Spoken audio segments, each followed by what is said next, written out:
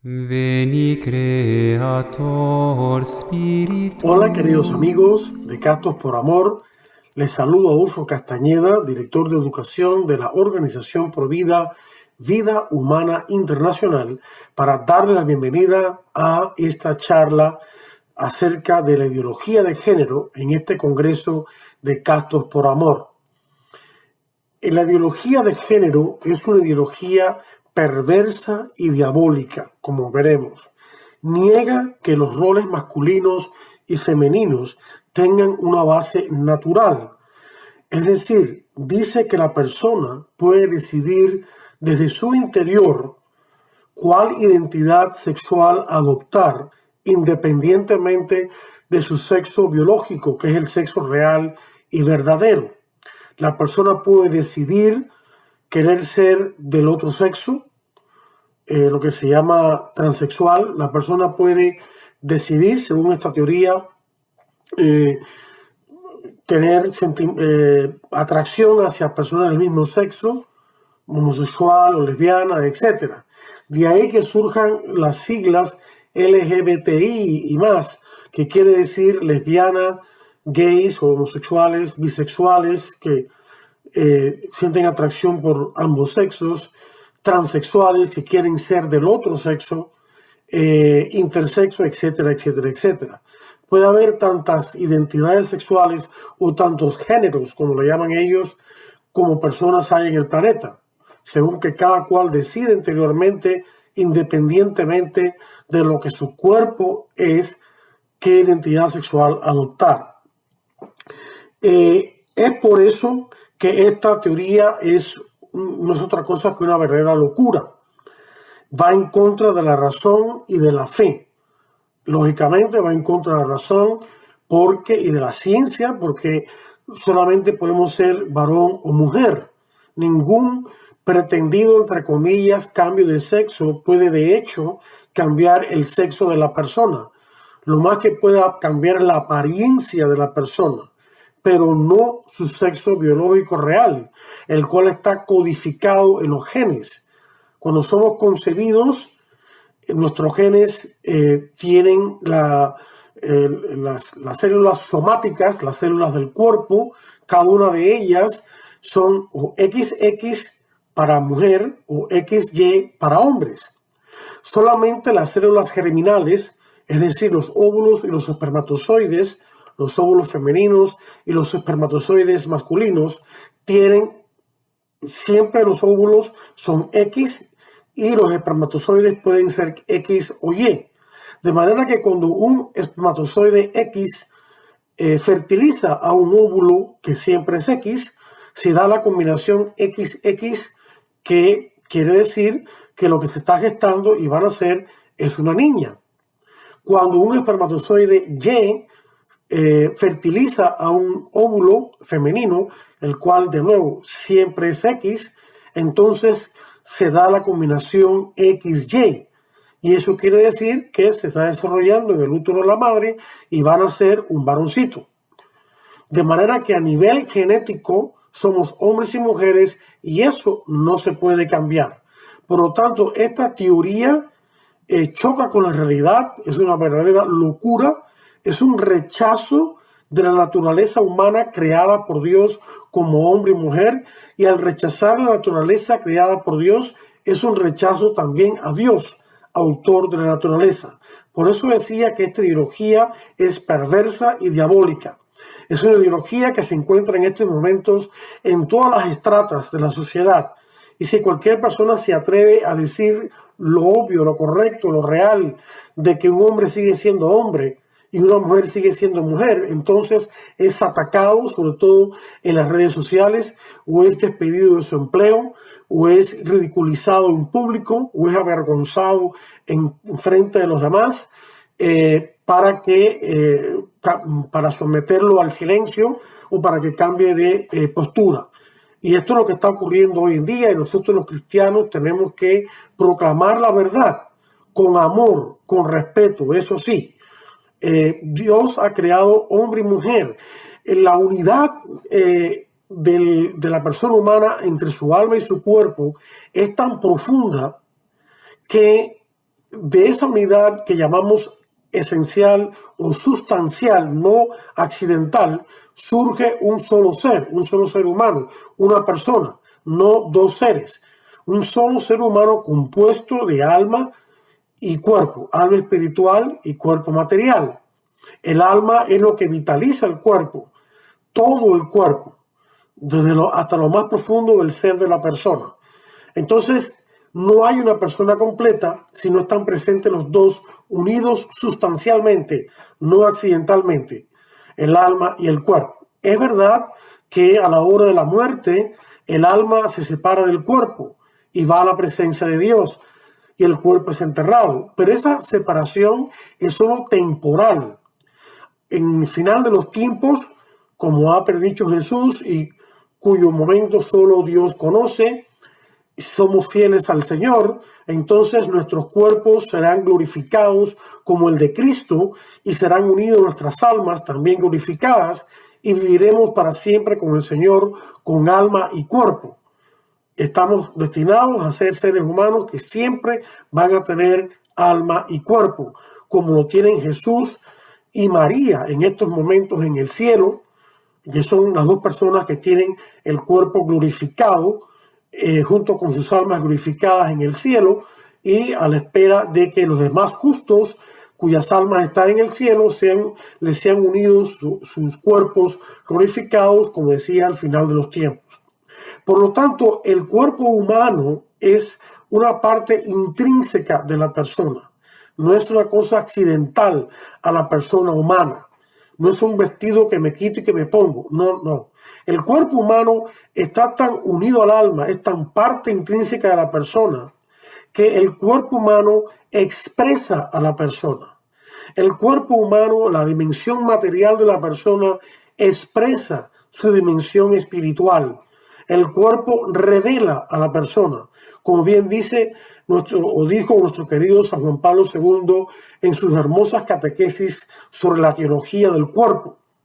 Y por lo tanto, si el cuerpo expresa a la persona en su ser, lo que la persona es, y estoy subrayando la palabra es del verbo ser, entonces solamente puede haber hombres y mujeres, ya que en la naturaleza humana solo vemos que hay cuerpos masculinos y femeninos. No hay como tal personas homosexuales o lésbicas o de cualquier otra índole. Y quiero dejar esto bien claro, no estamos diciendo que esas personas no sean personas. Claro que lo son. Toda persona humana, no importa qué orientación sexual tenga, no importa cuán equivocada esté en su orientación sexual o en su creencia de su identidad sexual interna, toda persona humana ha sido creada a imagen y semejanza de Dios y por lo tanto toda persona humana, sin excepción, tiene un valor inconmensurable, tiene una dignidad intrínseca y absoluta que nada y nadie puede destruir. Lo que estamos diciendo es que en la naturaleza humana solo existen hombres y mujeres y que algunos de esos hombres y de esas mujeres tienen sentimientos homosexuales o sentimientos lésbicos o sentimientos de querer ser del otro sexo. Pero el sentir no es lo mismo que el ser. Los sentimientos muchas veces van y vienen y a veces están equivocados y no expresan lo que se es realmente. Una cosa es el ser y otra cosa es el sentir. Por lo tanto, repito, la naturaleza humana solo nos brinda, creada por Dios, hombres y mujeres. Y esto lo encontramos muy claramente explicado en el Catecismo de la Iglesia Católica en el número 365 y los otros números que le rodean, donde el Catecismo comenta el Génesis, donde en el capítulo 1, versículos del 26 al 28, Dios, mejor dicho, el autor sagrado nos narra cómo Dios nos ha creado hombre y mujer, no nos ha creado de ninguna otra identidad sexual.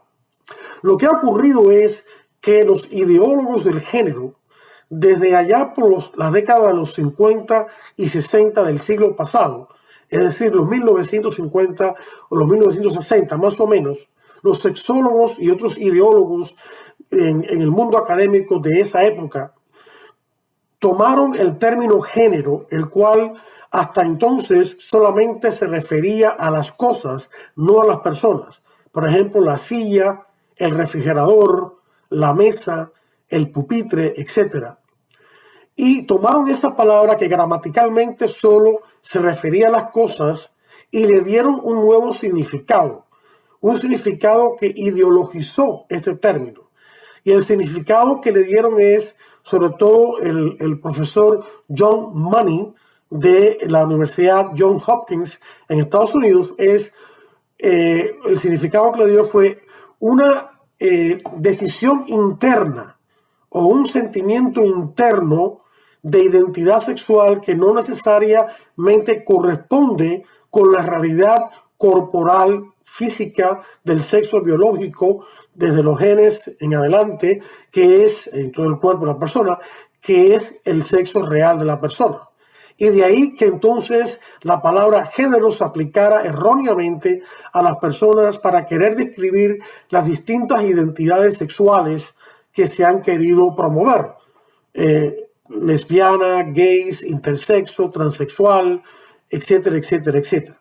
Pero todo eso es una teoría falsa y una teoría perversa porque va en contra del plan de Dios.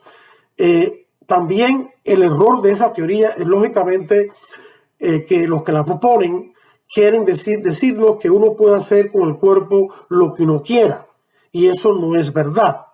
El cuerpo nos ha sido dado por Dios, el cuerpo es parte intrínseca de quienes somos, para cuidarlo, para tratarlo debidamente. Tenemos una responsabilidad sobre nuestro cuerpo y hasta ahí una cierta autonomía. Tenemos el deber y el derecho de cuidar de nuestro cuerpo, alimentarnos correctamente, de vestirnos adecuadamente, de peinarnos como queramos adecuadamente, de tomar las medicinas que necesitamos tomar, etcétera, etcétera, ¿no? Pero esa autonomía total sobre nuestro cuerpo es de Dios solamente. Y en la carta de San Pablo a 1 Corintios, capítulo 6, versículos del 13 al 20, 1 Corintios 6, del 13 al 20, San Pablo está hablando de no cometer inmoralidades sexuales y aprovecha ese tema para decir que nosotros no somos nuestros propios dueños, incluyendo el cuerpo. Tenemos una autonomía, como dije, relativa, una autonomía parcial de nuestro cuerpo, pero el que tiene la autonomía absoluta, el dueño absoluto y total de nosotros, de nuestra alma, de nuestro cuerpo, de nuestras personas, es Dios nuestro Señor. Por lo tanto, no tenemos derecho a hacer lo que nos da la gana con el cuerpo si eso que queremos hacer está mal, ya sea inmoralidad sexual, ya sea inmoralidad sexual de todo tipo, heterosexual, sexual, lésbica, lo que sea, o pretender cambiarnos de sexo. Y hablando de esas operaciones o fármacos para cambiar de sexo, en realidad tenemos que decir que eso es falso. Nadie puede cambiar el sexo. Nadie puede cambiar su sexo de hombre o mujer. Se es siempre del sexo masculino o del sexo femenino. No hay otra. Estas mal llamadas operaciones de cambio de sexo solamente cambian la apariencia de la persona, pero no su sexo real, que como decía está en las más profundidades de nuestro ser, en nuestros propios genes, como ya hemos explicado. Lo que se cambia de nuevo es la apariencia de la persona, pero no el ser masculino o femenino de la persona.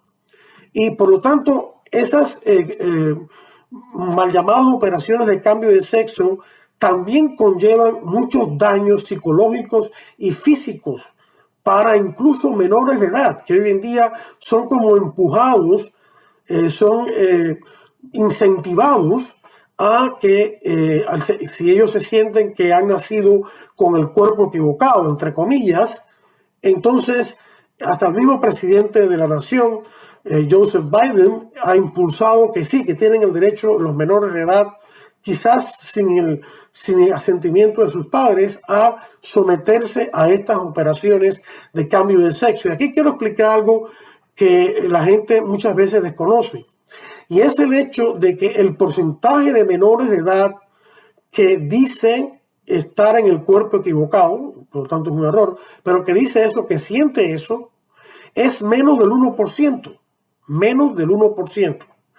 Y ese menos del 1% que se siente así, muchas veces, más del 85% de las veces, sin intervención ninguna, abandona esa idea, esos sentimientos cuando pasa por la adolescencia.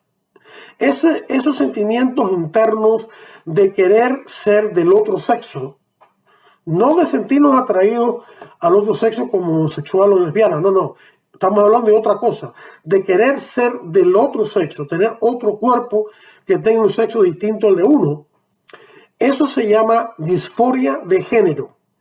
Es decir, la disforia de género es la exacerbada o exacerbado sentimiento de malestar, de ansiedad por no sentirse cómodo con el sexo biológico que uno tiene y desear, sentir, querer el ser del sexo opuesto, tener un cuerpo del sexo opuesto, y de ahí el deseo de querer que se le, entre comillas, cambie de sexo.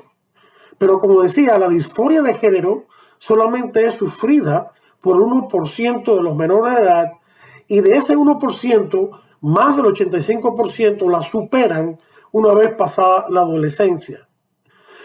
Ese ínfimo porcentaje de menores de edad que sufren de disforia de género deben ser tratados psicológicamente, porque la disforia de género es una enfermedad psicológica, emocional, que debe ser tratada por psicólogos y psiquiatras en conjunto con los padres del niño para ayudarlo a recuperar sus sentimientos verdaderos como niño o como niña. Como es una enfermedad psicológica, debe ser tratada psicológicamente.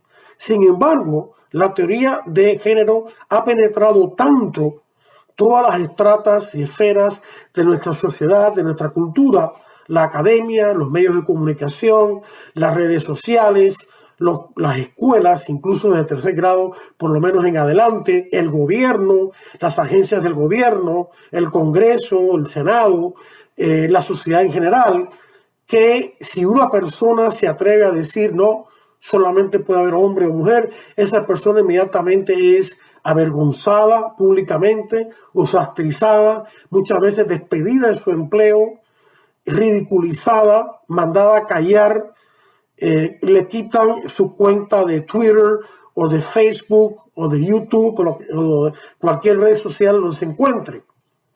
Y es lo que se llama la cultura de la cancelación. Cancelar a las personas que la cultura dominante no puede aceptar sus ideas. Es una sociedad intolerante que no acepta que se contradiga lo que la cultura dominante dice.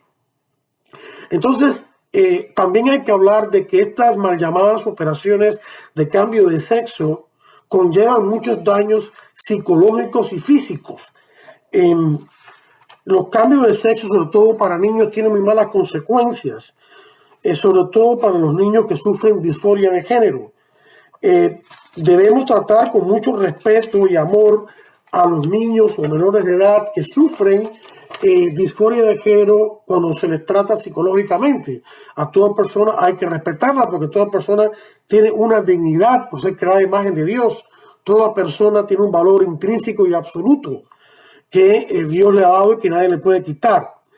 Pero no estamos ayudando a estas personas, a estos niños, a estos menores de edad o personas ya adultas con estos dañinos cambios de sexo. Las hormonas que se dan, los fármacos que se le dan a estos niños de entre 10 y 11 años para cambiarles el sexo, para bloquearles la pubertad, detienen, por ejemplo, el crecimiento de los huesos, la densidad ósea. Los huesos se vuelven más débiles. También, y esto es muy serio, impiden la organización y madurez del cerebro. El cerebro, la madurez del cerebro como órgano se completa hacia los 25 años de edad. Si uno empieza a darle a los niños hormonas que bloquean la pubertad, entonces le está dañando el desarrollo normal y la madurez normal de su cerebro, con tremendas consecuencias. En el caso de otras hormonas que también se dan para los mal llamados cambios de sexo, que se llaman hormonas cruzadas, es decir, del sexo opuesto, a los niños se les da estrógeno, que es una hormona femenina, a las niñas se les da testosterona, que es una hormona masculina. Causan esterilidad permanente. En el caso de las niñas, incluso hasta la menor de 16 años, puede causar que le hagan una mastectomía, es decir, una mastectomía doble, es decir, la extirpación de ambos senos.